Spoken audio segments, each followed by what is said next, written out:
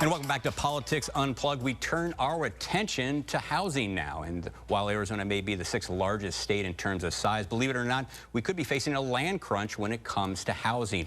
And joining us right now is Anita Verma Lallian with Vermaland, one of the largest private landholders here in the Phoenix area. Now, I want to thank you very much for coming here. Thanks, now, Dennis. first of all, let's just start off with, we're talking about a land crunch in Arizona. It seems counterintuitive. It does, yeah. Because there's so many wide open spaces. Right. What are some of the issues right now that you see contributing to this? Sure. So, you know, first of all, only 17% of Arizona is really private land. The majority of Arizona is either federal land, state land, or Native American land. So when you kind of look at Phoenix, there's just not much private land left. And Phoenix has sort of been built out at this point. You know, when you look at a map of Phoenix, we're sort of landlocked. You know, going north, we don't have much private land, and whatever we do is very expensive. Going east towards Tucson, we have some private land, but it's a little patchy. It's a mix of federal land and state land and private land, so that poses some developmental challenges. Going south, we do have some private land available, but again, it's a small amount. We do have some private land going west, so we do kind of predict that's where you know, the path of growth is headed. You know, as the population of Phoenix increases, I think, you know, we're going to start to see a lot of home developments start spreading out westward. Yeah, obviously we already in Phoenix, I think people are starting to see a lot of infill projects, a lot of apartments going up. But I think the bottom line, a lot of people are going to be questioning, what is this going to do for their rent? What is this going to do for housing in Arizona? Because this has always been known as a place you can move to. It's affordable housing, low rents. Is that going to change? Sure. You know, and we already are kind of seeing that change happen. Rents, you know, in some of these infill locations, they've started getting pretty high. And, you know, there's sort of that tipping point where now it's making sense for people to, you know, kind of buy an entry-level home rather than put that money into rent. So we're really starting to kind of see the market shift. We're starting to see developers go into the entry-level home market. You know, we are kind of facing a little bit of a land shortage closer into Phoenix, so we are seeing developers kind of go out to some of the markets a little bit further out, such as Maricopa, Queen Creek, Buckeye, Goodyear, and areas such as that. Yeah, I was going to say, because before this housing crunch or the housing crisis hit back in 2008, 2009, we saw a lot of developers out in the West Valley and the far parts of the Phoenix metro area. There now is more renewed interest in going out there and building new homes. Yeah, absolutely. We're absolutely seeing a lot of developers come back. You know, what's happening is land prices closer into Phoenix are so high that developers are having a hard time penciling out, you know, some of these deals, so they're kind of, you know, forced to go a little bit further out. Home builders are facing a lot of pressure right now. You know, construction costs are high. They're facing labor shortages, so their margins are really getting squeezed. So I think the further out they go, you know, they're able to kind of be more profitable in their deals. Are we ever going to go back to the pre-housing bubble kind of growth out there? Because I mean, I look at these reports every month from the state, and it continually shows we're still far behind, far below where we used to be here in Arizona. Yeah, you know, I think we've definitely, I think it'll be a slow recovery getting back to that point, but, you know, all the economic indicators do kind of point that we'll get back there.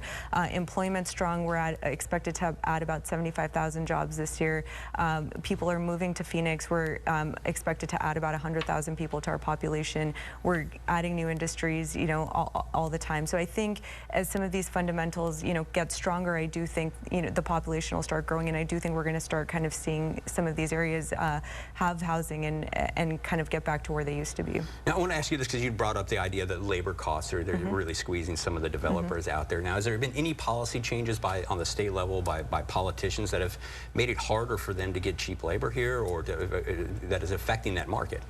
Yeah, I mean, there were definitely some laws that were passed, you know, that kind of had a lot of, you know, the labor leave, and you know, and we have struggled a little bit kind of getting that labor back. I think, you know, as the market gets stronger, as demand picks up, as, you know, builders start to kind of see that price appreciation, I think we're going to start to get that labor force back. I think it'll, you know, kind of just kind of be a matter of supply and demand. Now, I think some people would are going to talk and have talked about 1070 chasing some of the labor market away. Absolutely. Is there still apprehension then to come back here to Arizona, and why? I think there is. I mean, I think a lot of people lived here, and then they had to leave, and I think people are scared to come back. It's, you know, they feel like it might be a little bit of an unstable economic climate as far as their jobs are concerned. So I do think there's a little bit of apprehension, but you know, hopefully, if you know we can pay, you know, kind of match the wages other states are paying, I do think we can, you know, slowly get some of that labor back. All right, let's move on to let's talk about the idea of this whole you know, using more and more solar out here, and is there competition? How does this all fold into the big framework of Arizona's housing? Sure. Sure. You know, so solar is, you know, there's solar companies coming in pretty aggressively into Arizona, particularly kind of in, you know, the outskirts of Phoenix, where there's large tracts of land. Solar companies, they have specific requirements. They need large tracts of land. They need to be close to transmission, and they've really tied up a lot of these properties that have these characteristics. To date, about 20,000 acres have been tied up by solar companies, and another 10,000 acres are under option. So, you know, as another thing to keep in mind is solar technologies are continuing to get cheaper. So as that happens, you know, we're going to see more of these solar facilities come online, and that's going to sort of diminish the land supply we have available for home builders. All right, and final question before I let you go. Where are going to be some of the hot spots where we're going to be seeing a lot more building going on, and maybe some opportunities for people to get into housing? You know, I think this year, I think the hot spots are going to be Maricopa. I think Queen Creek, Santan Valley. I think the West Valley is going to be really hot. I think Goodyear, Buckeye.